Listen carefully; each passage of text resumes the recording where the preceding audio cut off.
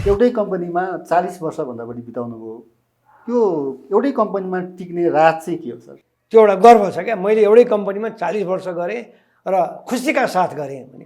त्यो पुराना बिमा कर्मीहरूसँग कुरा गर्दाखेरि सबैले चाहिँ आफ्नो करियरको टर्निङ पोइन्ट या आफ्नो ग्रोथ चाहिँ विराटनगर गएपछि भन्ने छ।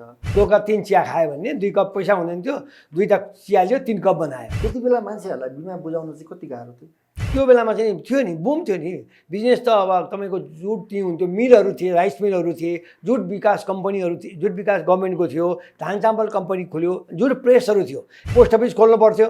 पोस्ट अफिस गएर अहिलेसम्म मलाई याद 376 पोस्ट बक्स नम्बर। मैले चाहिँ एउटा एम राखेको थिएँ, ठिक छ। आज मलाई यहाँ निधारबाट पसिना आए पनि पछि मलाई सुख हुन्छ भने मलाई त्यो लागेको थियो क्या। पहिलो मेरो फायर पोलिसी सन्तोष आयल स्टोरको मैले ल्याएर मेरो म्यानेजर दिँदाखेरि उसले, त्यो म्यानेजरले, त्यो एट द्याट टाइम युआई ब्रान्च म्यानेजर, उसले मलाई उठेर राम्रो गरिस् भनेर हात मिलाउनु भयो।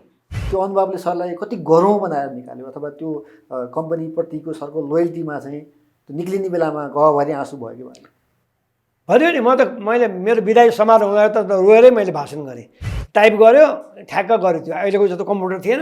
इन्सुरेन्समा के हुन्छ, जे पोस्ट दियो भने माग्ने हो बिजनेस, हात यसै गर्ने हो, जेसुकै पोस्ट दियोस्।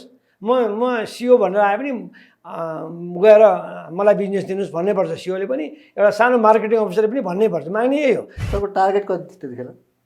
मलाई मार्केटिङ सुरु गर्दाखेरि मलाई 20 लाख जित्दा थियो। सफल मार्केटिङ हुनलाई यो एक्स्ट्रा नलेज, क्लेमको, अन्डरराइटिङको, रिइन्सुरेन्सको नलेज चाहिँ कतिको जरुरी हुन्छ?